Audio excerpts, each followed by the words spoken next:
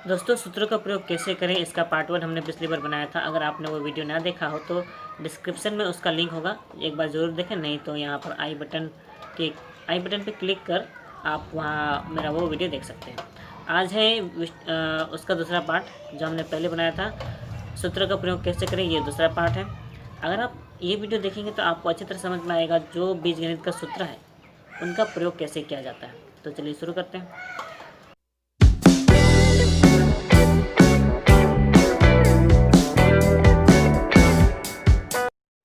दोस्तों, सूत्र का प्रयोग के इस पाठ में आज हम ये सीखेंगे कि उत्पादक विश्लेषण कैसे करते हैं या फिर उत्पादक विश्लेषण के लिए किन सूत्रों का प्रयोग किया जाता है। आप में से बहुत से स्टूडेंट उत्पादक विश्लेषण में कंफ्यूज होंगे कि ये होता क्या है। अगर आपने गुणनखंड का नाम सुना हो तो अब उत्पादक विश्लेषण का अर्थ यही होता है कि आपको गुणनखंड करना है, यानी कि गुणा के खंड में उसे लाना है। गुणा के खंड में कैसे लाया जाता है ये आपने सीखा होगा। नहीं सीखा हो तो मैं थोड़ा सा उदाहरण बता दूं। जैसे कि मान लीजिए कोई संख्या है 12, आपको 12 को गुणनखंड में लाना है। तो पहले आपको इस बात का ख्याल रखना पड़ेगा कि 12 किन किन संख्याओं को गुना करके 12 हुआ है। जैसे कि अगर 12 की बात करें तो 6 दुना 12। अगर आप इसे गुणनखंड में करेंगे तो 6 गुना 2 लिखेंगे या फिर 4 गुना 3 लिखेंगे। अगर आप उसे कल रूट संख्याओं के हिसाब से लिखेंगे तो कुछ इस तरह से लिखेंगे, 2 दुना 4, 4 तिया 12, इस तरह से। मतलब एक ही बार में वो पूरा हो जाएगा, ठीक है। फिर अगर आप 125 को करेंगे तो 125 को गुणनखंड करेंगे तो 25 25 125 होता है। फिर 25 का भी गुणनखंड हो सकता है, वो हो सकता है 5 5 25, फिर 25 25 125। इस तरह से गुणनखंड किया जाता है। अगर आपको गुणनखंड ना पता हो कि कैसे करना हो तो इसका एक इजी मेथड है जो मैं कॉपी में समझाऊंगा। मैं जिस इजी मेथड की बात कर रहा हूँ वो आप लोगों ने बहुत पहले से सुना हुआ है। बहुत से बच्चे इस मेथड को यानी कि लसा मसा निकालना समझते हैं। मैं कह रहा हूँ इस तरह की संख्या को देखिए, 12 है। 12 को इस तरह से जो उत्पादक निकाला जाता है, इधर जो रोड संख्या निकाला जाता है, बहुत से बच्चे इस विधि को लसा मसा कहते हैं। इस विधि का नाम लसा मसा नहीं है, इस विधि का नाम उत्पादक निकालना है या फिर गुणनखंड निकालना है। इसी करके जो हम फाइनली आंसर निकालते हैं उससे लसा मसा कहा जाता है, ठीक है। लेकिन इस विधि का नाम है गुणनखंड करना, ठीक है। तो इससे अगर हम गुणनखंड करेंगे तो 2 छक 12, फिर 2 तिया 6। तो ये दो और 3, ये तीनों रूढ़ संख्या है। और जिन्हें रूढ़ संख्या नहीं पता हो या जिन्होंने नहीं सुना हो, मैं उन्हें बता दूँ, रूढ़ संख्या वही होता है, ये रूढ़ संख्या वही होता है जो केवल एक के पहाड़ा में आ सकता है लेकिन किसी और के पहाड़ा में नहीं आ सकता। जैसे 2, ये केवल 2 एकम 2 हो सकता है, ये भी 2 एकम 2 हो सकता है, ये भी 3 एकम 3 हो सकता है, लेकिन ये किसी और के पहाड़ा में नहीं मिलेंगे, ठीक है। लेकिन अगर हम 6 की बात करें तो ये 2 के पहाड़ा में भी होगा, 3 के पहाड़ा में भी होगा। अगर हम 12 की बात करें तो 2 के पहाड़ा में भी होगा, 4 के पहाड़ा में भी होगा और 3 के भी पहाड़ा में होगा। इसलिए 12 जो है रूढ़ संख्या नहीं है, ध्यान दीजिएगा। रूढ़ संख्या, सॉरी ये बड़ा होगा, ये रूढ़ संख्या नहीं है, ये 12 यौगिक संख्या है। तो यहाँ रूढ़ संख्या 2 है, 3 है और 4 है, 5 है, नहीं 4 नहीं है, 4 है और नहीं 5 है और 7 है, ठीक है। इस तरह के जो भी केवल एक के पहाड़ा में हो वो रूढ़ होते हैं।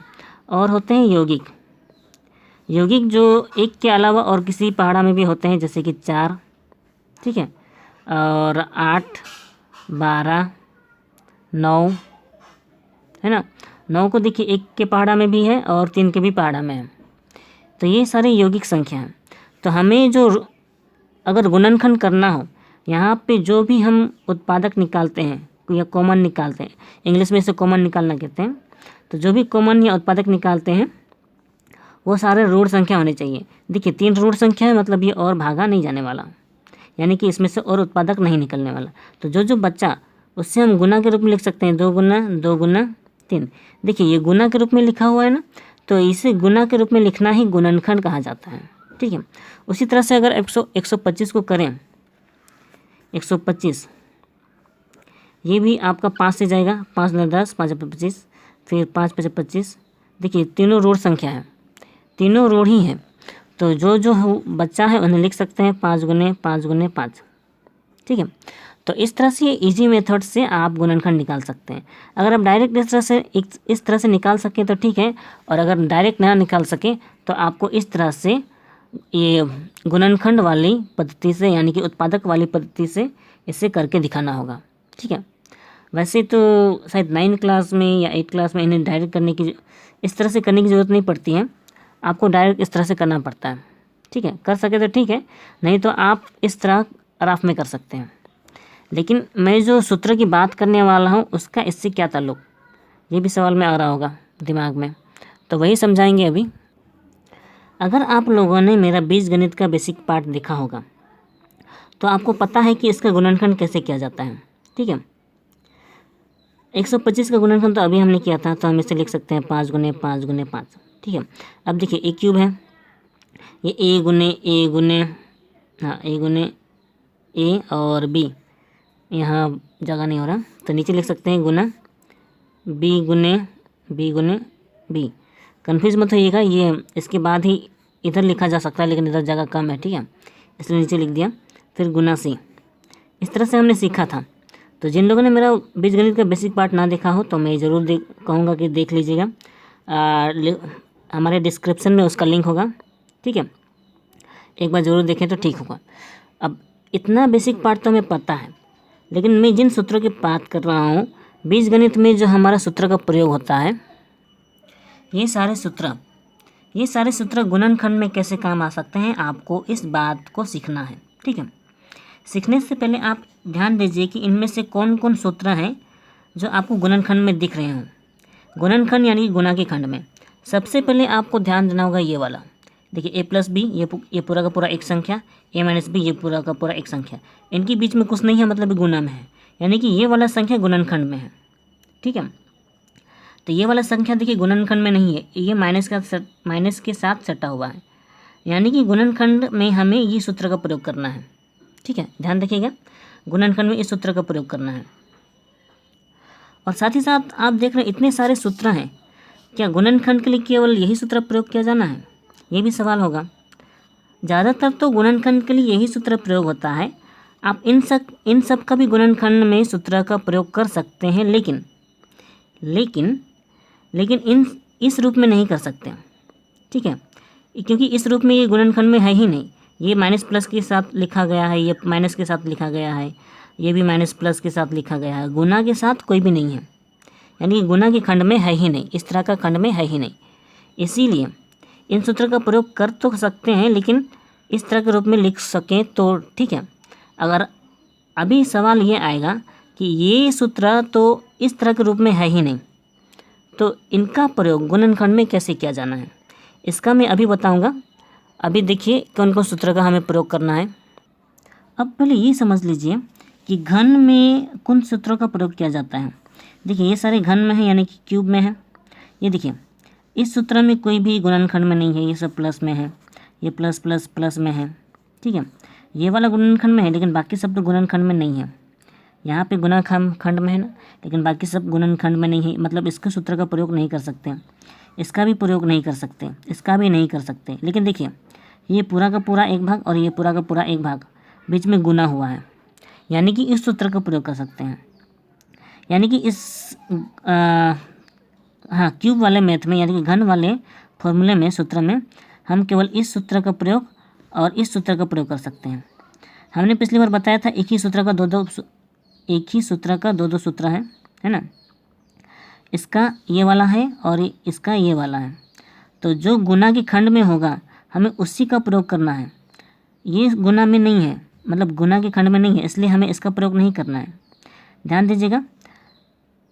हाँ, जब भी आपको गुणनखंड करना हो आप इन दोनों सूत्रों को याद तो रखिएगा, लेकिन जो गुना के खंड में है आपको केवल उसी सूत्र का प्रयोग करना है। यहाँ भी आपको इसी सूत्र का प्रयोग करना है, इस सूत्र का प्रयोग बिल्कुल नहीं करना है। ठीक है, यहाँ देखिए मैंने लिस्ट उतार रखा है कि किस किस सूत्र का प्रयोग आपको करना है। A square minus B square, और ये वर्ग वाला है, इसका फॉर्मूला है A plus B A into A minus B. फिर A cube minus B cube का होता है A minus B whole A square plus A B plus B square. ठीक है, ये तो आपको पता ही होगा, अगर यहाँ माइनस होता है तो ये ए माइनस बी ही होता है, उसके बाद ये A square plus A B होता है। लेकिन यहाँ पे ए क्यूब प्लस बी क्यूब यहाँ प्लस है तो अभी प्लस ही होता है, लेकिन यहाँ पे ये माइनस हो जाता है, minus A B plus B square. इन सूत्रों का प्रयोग कैसे किया जाना है या कैसे इन्हें याद किया जाना है ये मैंने पहले ही बताया है, ठीक है। तो मेन चीज़ गुणनखंड में या उत्पादक में ये 3 सूत्र ही काम आते हैं, लेकिन इसके अलावा जो होल स्क्वायर हैं या फिर होल क्यूब हैं, इन सूत्रों का प्रयोग कैसे किया जाना है गुणनखंड के रूप में, क्योंकि इनका जो सूत्र होता है वो गुणनखंड के रूप में नहीं है। तो अगर हमें इसे गुणनखंड करना है तो उसी तरह से करना होगा जिस तरह से हमने इन चीज़ों को किया है। ये ए क्यूब है ना, अगर ए के क्यूब है तो ए को हमने 3 खंड किया हुआ, ए गुना ए गुना ए गुना, दिख रहा है। तो उसी तरह से अगर ए प्लस बी का होल स्क्वायर है तो हमें ए प्लस बी का खंड करना है 2 बार। देखिए A plus B Guna A plus B, ठीक है, क्योंकि बाहर स्क्वायर है तो ये पूरा का पूरा ही एक ही संख्या के रूप में है, इसीलिए हमें इसे गुणनखंड करना है। तो इस तरह से लिखा जाना है, इस तरह से लिखना है, ए प्लस बी होल और ए प्लस बी होल दोनों प्लस में है, दोनों प्लस में ही होगा क्योंकि ये प्लस में ही है और वो बाहर स्क्वायर है। केवल इस वाले सूत्र में अलग अलग होता है, A plus B whole A minus B whole, ठीक है। सेम टू सेम ये ए माइनस बी होल स्क्वायर है तो इसे भी उसी तरह से गुणनखंड करना होगा, ए माइनस बी होल और ए माइनस बी होल। उस हिसाब से आप शायद समझ ही गए होंगे कि इस सूत्र का प्रयोग कैसे किया जाना है। यहाँ क्यूब है यानी कि 3 बार खंड करना है, ए माइनस बी और ए माइनस बी, ठीक है। एक और होता है ए प्लस बी का होल क्यूब, ठीक है, इसे भी वही करना है। तो ये देखिए हमने इसका गुणनखंड कर दिया है, ठीक है। तो आपको इतना ही ख्याल रखना है कि जो भी हमारा होल दे के पावर में रहेगा कोई सूत्र, तो हमें उसे इसी तरह से गुणनखंड करना है। देखिए होल दे के बाहर पावर में है, ये स्क्वायर में है, ये क्यूब में है। अगर यहाँ पावर 4 होता तो हम इसे 4 खंड करते, लेकिन जो होल दे के पावर में नहीं होता है जी, ये जैसे कि ये खुला वाला, जैसे कि ये जो राशि है केवल यही उसका पावर में होता है, अलग अलग उसका पावर में और उसका योग या वियोग होता है। तो उनका सूत्र जो होता है वो आपका गुणनखंड में होता है, ठीक है। अगर आप ये बात समझ गए हैं तो अभी हम इसका गुणनखंड में सूत्र का प्रयोग कर सकते हैं।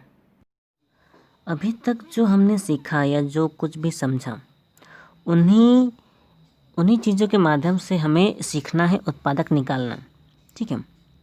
यहाँ देखिए एक्स स्क्वायर है और ये माइनस वाई स्क्वायर है, यहाँ ए स्क्वायर है, ये माइनस 36 है। इसके अलावा और भी क्वेश्चन है, 100 माइनस 36 डी स्क्वायर, फिर a square b square minus c square, यहाँ पे m square n square minus 4m square q square, जो भी है ये सारे क्वेश्चंस हैं, हमें इनका उत्पादक निकालना है। अभी तक हमने जो भी उत्पादक निकाला हुआ है या फिर गुणनखंड निकाला हुआ है, ठीक है, वे सारे एक तरह से सिंगल राशियाँ थी, ठीक है। बीजगणित राशियाँ भी हमने किया हुआ है, जैसे कि ये वाला, ये सब गुणा के खंड में ही है। तो आप ये गुणनखंड में है सब, और लेकिन ये एक तरह से उत्पादक में है देखा जाए तो, ठीक है, क्योंकि ये भी आपस में एक दूसरे से गुणा के खंड में ही है। ये तो पूरा का पूरा 1 नंबर है, लेकिन ये वाला गुणा के खंड में है, तो इसे भी हम उत्पादक कह सकते हैं। लेकिन यहाँ पे तो जो बीजगणित संख्या राशि है वो एक साथ 2 पद है, यहाँ पे इस संख्या राशि में 2 पद है। तो इस तरह की संख्या राशि को हमें उत्पादक निकालना सीखना है, ठीक है। तो यहाँ देखिए आपको साफ साफ दिख रहा है ए स्क्वायर और माइनस बी स्क्वायर जैसा सूत्र है, जो हमने यहाँ पर कहा ए स्क्वायर माइनस बी स्क्वायर इसके जैसा है, ठीक है। तो इसके सूत्र के रूप में देखिए ये वाला जो सूत्र है ये गुणनखंड में है, A plus B A minus B, यानी कि ए की जगह पर ए, बी की जगह पर बी। यहाँ पर वही बात है, ए की जगह पर एक्स है और बी की जगह पर वाई है, तो हमें इसे सूत्र अनुसार केवल लगाना है। तो हम इसे x minus y into x plus y ऐसे लिख सकते हैं। ये ए की जगह पर है, ये बी की जगह पर है, जैसे सूत्र में लिखा हुआ था हमें इसे उसी तरह से सजाकर लिख देना है। और एक बात, यहाँ इन दोनों में से आप देख रहे हैं कि कोई कॉमन नहीं है। इस तरह का सूत्र में उतारने से पहले ये चेक करना है कि उसमें उन दोनों में से कॉमन या उनमें से कोई उत्पादक निकल रहा हो कि नहीं, दोनों पदों में से कोई उत्पादक निकल रहा हो या नहीं, ये हमें चेक करना ज़रूरी है। ठीक है, और साथ ही साथ ये चेक करना होगा कि वह कुछ सूत्र में बन सकता है, किस सूत्र में बन सकता है। ये वाला साफ साफ दिख रहा है A square minus B square. ठीक है, अब इस वाले को देखिए, ये वाला ए स्क्वायर है और ये 36 है, तो ये तो किसी का स्क्वायर नहीं दिख रहा, लेकिन ये किसी का स्क्वायर है। उस हिसाब से ये किस तरह के सूत्र में प्रयोग हो सकता है। अगर आप ध्यान दें तो ये जो 36 है ये भी किसी का स्क्वायर है, जैसे कि ये ए स्क्वायर है माइनस ये जो 36 है ये 6 का स्क्वायर है, क्योंकि 6 छक्के 36 होता है। तो ये देखिए ये भी ए स्क्वायर माइनस बी स्क्वायर के रूप में बन चुका है। तो अगर हम इसे सूत्र के रूप में डालें तो ए माइनस 6 और ए प्लस 6 इस तरह से लिख कर इसे गुणनखंड करना है या उत्पादक करना है। तो उत्पादक करने से यही इसका आंसर है। अब साथ ही साथ देखिए ये तो 36 सिंगल नंबर था, ठीक है, उसके साथ कुछ गुणनखंड हो तो या कि कुछ गुना में हो तो क्या, तो तब भी आपको वही करना है जो आपने यहाँ पे किया।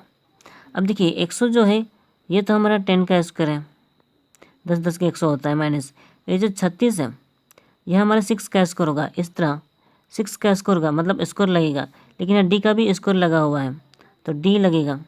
तो 6 और डी दोनों के ऊपर स्क्वायर लगेगा, इसलिए हम इसका होल दे के स्क्वायर लगा सकते हैं, दोनों के ऊपर होल दे के स्क्वायर लगा सकते हैं। और ये चीज़ मैंने बीजगणित का बेसिक पार्ट में सिखाया था।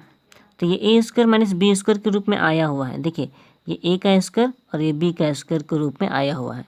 उस हिसाब से हम इसे सूत्र में लगा सकते हैं ए माइनस बी। हाँ ये ए नहीं है लेकिन उसी सूत्र के फॉर्म में है, क्योंकि पहले ए होता है उसके बाद बी होता है, तो ए माइनस बी हो गया, यानी कि 10 माइनस 6d। उसी तरह से ए प्लस बी होता है, ए के रूप में 10 है फिर प्लस है, बी के रूप में 6d है, तो ए माइनस बी और ए प्लस बी। तो ये हो गया इसका सूत्र के रूप में। ये देखिए गुणनखंड में हो चुका है।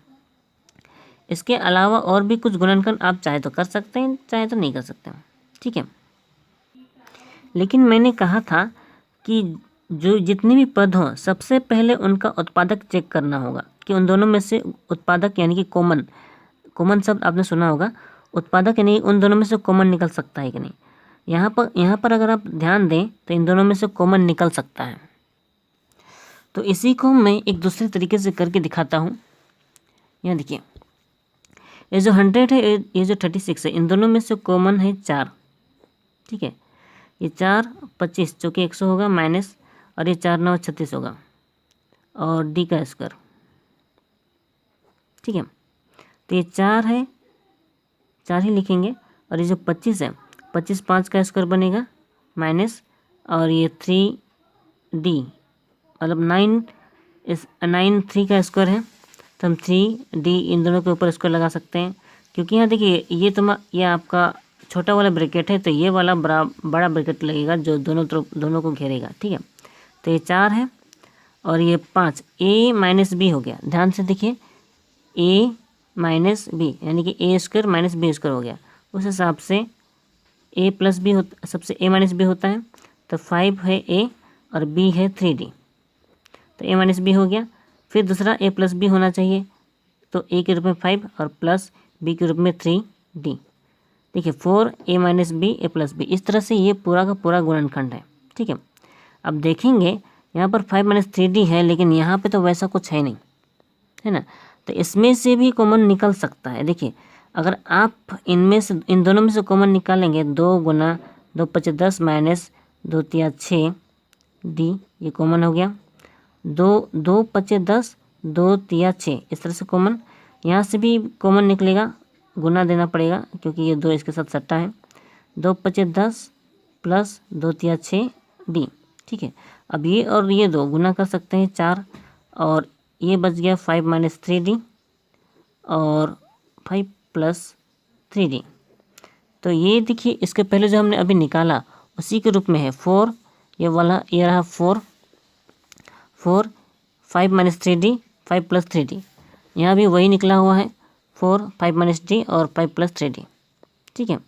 तो इस तरह से हम इसका गुणनखंड कर सकते हैं। लेकिन सबसे पहले यही ध्यान देना पड़ता है कि दोनों में से जितने भी पद हैं उनमें से कुछ कॉमन निकलता है या नहीं, या उत्पादक निकलता है कि नहीं। उनके उत्पादक निकलने के बाद ही आपको उन्हें गुणनखंड के रूप में उत्पादक बनाना है। ठीक है, अब देखिए यहाँ पर ए स्क्वायर बी स्क्वायर है माइनस सी स्क्वायर है। इन दोनों पदों में से कोई भी उत्पादक नहीं निकल रहा, यानी कि यानी कि कॉमन नहीं निकल रहा तो ये भी देखिए ए स्क्वायर और ये बी स्क्वायर बन सकता है। तो ये ए और बी, क्योंकि दोनों के ऊपर स्क्वायर है तो हम दोनों का बाहर स्क्वायर करेंगे, माइनस ये सी का स्क्वायर। ठीक है, तो ये A square minus B square बन गया। उस हिसाब से ए बी प्लस सी और ए बी माइनस सी, यानी कि a B plus c a plus b और ए माइनस बी ऐसा बन गया। तो ए बी प्लस सी ए के रूप में ये और बी के रूप में ये दोनों एक ही संख्या मान के चलना होगा, क्योंकि ये गुना है एक दूसरे से। ठीक है, ये एक ही संख्या मान के चल सकते हैं, यानी कि इन दोनों को एक साथ ए माना जा सकता है और इसको बी माना जा सकता है। इसलिए मैंने कहा ए प्लस बी और ए माइनस सी या ए माइनस बी। ठीक है, यहाँ पे मैंने पहले माइनस किया हुआ है, उसके बाद प्लस किया हुआ है।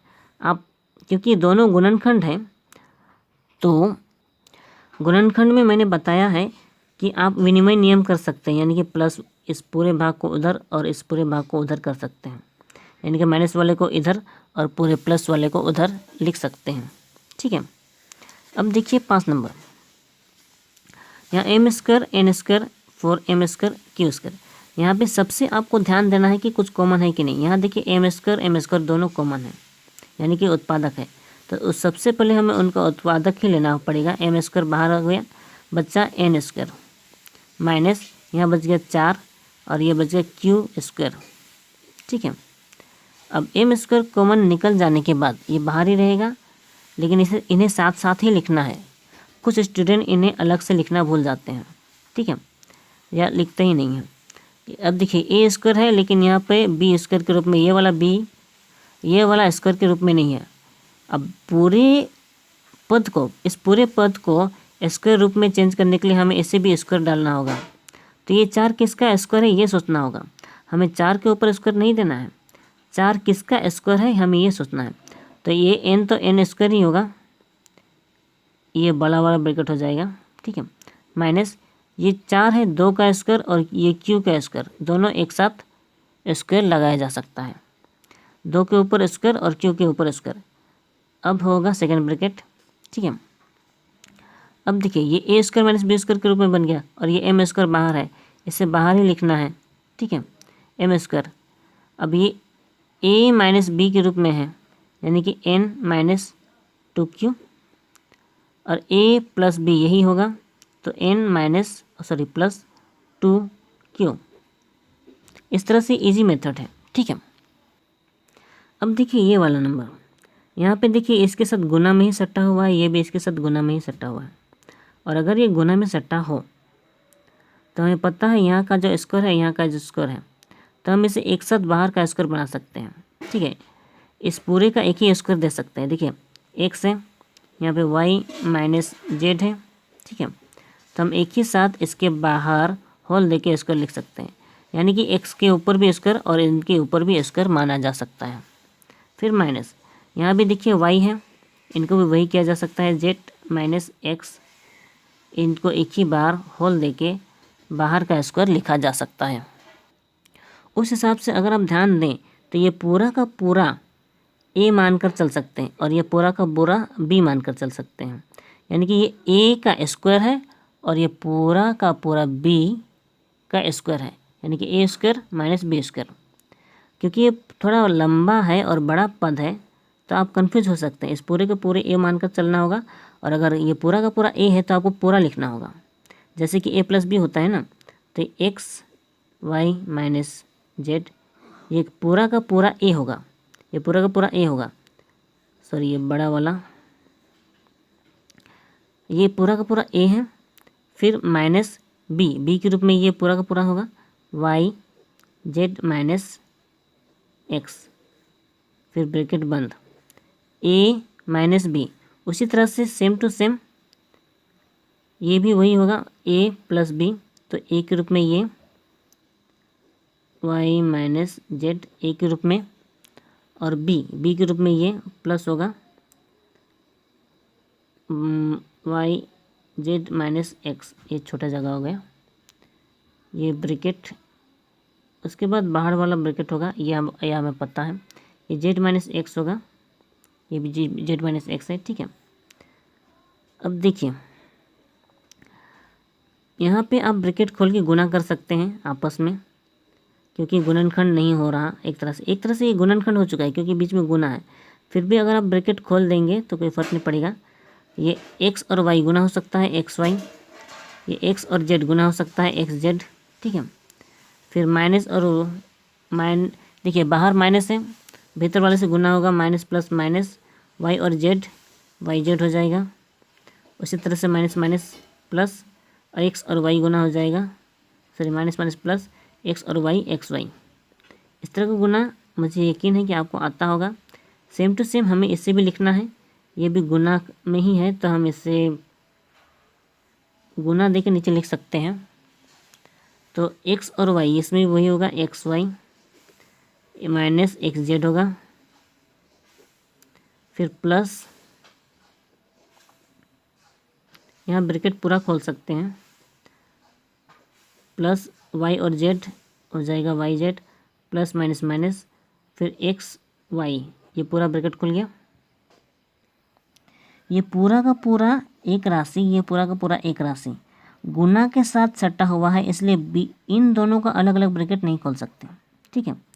लेकिन यहाँ पे तो ये देखिए माइनस के साथ सटा हुआ था, इसलिए हम बाहर का भीतर के साथ गुना कर दिए, यहाँ भी बाहर का भीतर के साथ गुना कर दिए।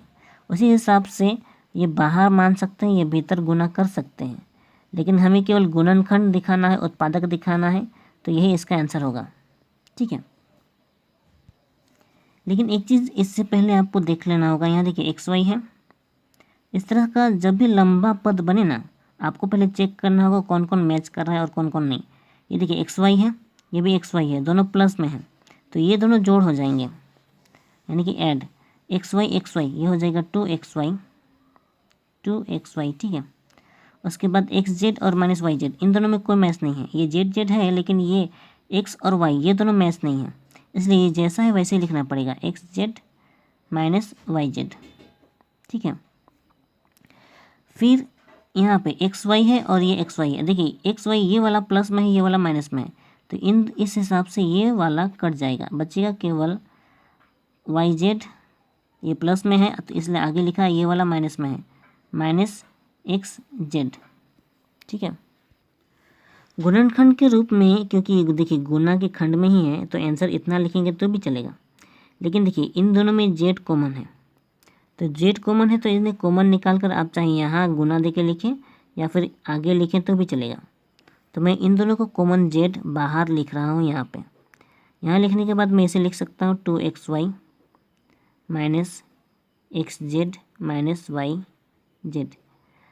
ये कन्फ्यूज़ मत होइएगा कि इसमें भी तो कॉमन दिख रहा है, कॉमन दिख तो रहा है लेकिन इसमें कॉमन नहीं है, वो जेड इसमें नहीं है, इनके साथ माइनस के साथ सटा हुआ है, तो अगर ये जेड इसमें भी होता तो हम जेड बाहर निकाल सकते थे।